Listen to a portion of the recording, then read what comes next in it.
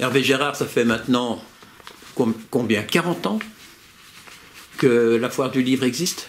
Non, 50. En 2019, nous allons fêter d'ailleurs en grande pompe le 50e anniversaire 50. de la foire du livre. Oui, oui, tout à fait. En Et ça a itinéré un peu. Ce sera 50 ans avec 49 éditions parce qu'il y a une année où il n'y a pas eu d'édition, c'est en 96.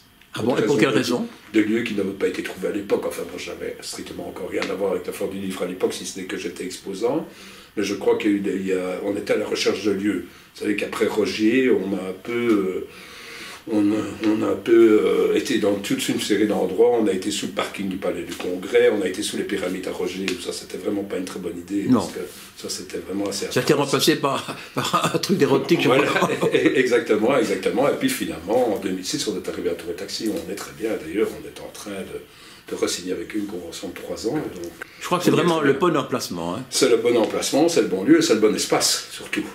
Et le parking. Et le parking qui est là, et puis c'est un lieu en devenir. Vous savez qu'on rénove énormément, qu'on construit, que maintenant la gare maritime fait l'objet d'une énorme rénovation. Il y aura des bureaux, des boutiques, des habitations, il y aura un jour un hôtel. Un jour, le tram va évidemment arriver jusque-là. Donc c'est un quartier qui, d'ici 10-15 ans ou 20 ans, sera vraiment le quartier up-to-date, en tout cas, de Bruxelles. C'est un quartier qui explose, ça c'est clair. C'est un quartier qui explose, tout le long du canal d'ailleurs, c'est le cas aussi. Alors, moi j'ai vu des chiffres, parce que je vais toujours vérifier, vous le savez. Hein. Ça fait bien. Et 70 000 visiteurs, du moins c'est ce qui est annoncé. Ouais. C'est un chiffre poussé, c'est le vrai. C'est le vrai chiffre. Est-ce que ça ne vient pas aussi du fait que maintenant vous avez une entrée gratuite? Ah, évidemment que ça a contribué, c'est-à-dire qu'en 2015, lorsque nous avons lancé notre première année gratuite, qui était d'ailleurs une proposition qui avait été faite par notre nouveau coordinateur général que maintenant on c'est plus un directeur, hein. Avant c'était un directeur. Non, c'était une commissaire générale, oui. Qui s'est devenu un coordinateur général, et Grégory Laurent a repris maintenant le titre de commissaire général. Une surface incroyable, vous êtes à presque 18 000 mètres carrés, c'est ça? Oui, c'est ça. On ne vend pas les 18 000 mètres carrés parce qu'il y a évidemment beaucoup d'espace de débat. On veut faire quand même des allées tout à fait confortables. Donc on n'est pas là uniquement pour vendre des mètres carrés, on est là aussi pour que ce soit un espace de détente et de loisirs. Quel est le budget actuel de la foire du livre? Alors le budget actuel d'une foire grosso modo, je dirais, je crois on est aux alentours du 1,3 million. Pour payer ces 1,3 millions, il y a bien sûr... Alors, il y a bien sûr les éditeurs, ça, je veux dire, les exposants, en tout cas, sont les premiers contributeurs, ça c'est tout à fait certain, puisqu'ils louent évidemment leurs espaces, et alors énormément maintenant, beaucoup plus en tout cas qu'il n'y avait avant, d'aides extérieures. On vient de signer une nouvelle convention avec la Fédération Wallonie-Bruxelles, une convention de 5 qui nous octroie un subside de 85 000 €. Fadi Dalanan, elle, présidente de la COCOF, également vient de signer une convention de 5 ans, en tout cas, qui pérennise en tout cas nos subsides. Et alors, on a quand même un important sponsor privé, qui est la banque Fintro, qui s'investit de plus en plus. Et Fintro qui en profite pour lancer un prix littéraire. Ah, bien sûr, et Fintro qui en profite pour faire son prix littéraire, qui a déjà été un gros succès l'année passée. Policier, uniquement policier l'année passée, policier, en effet. Avec Paul Collis à la présidence. Oui, Paul Collis à la présidence, et l'année passée, sur ces 5 livres finalistes, 3 ont trouvé éditeur. Ça, c'est mal que ça. C'est pas mal. Et cette année, c'est Barbara Abel. Oui, cette année, c'est Barbara Abel, qui avait là-dedans un jury. On retrouve notamment quelqu'un que vous connaissez bien, que j'aime beaucoup, qui est Laurent Sorté. Et vous-même, là-dedans? J'essaye en tout cas. Moi, d'ailleurs, en tant que président du conseil d'administration, je suis, si vous voulez, la responsabilité ultime. Donc, si par malheur il pouvait avoir un jour un incident, ce qu'il n'y aura jamais, ce que j'espère, c'est évidemment bon. Donc j'ai une présence constante. J'ai une présence plutôt relationnelle, bien entendu. Je vais voir les uns, les autres, j'accueille les personnalités, j'accueille les ministres, j'accueille les ambassadeurs.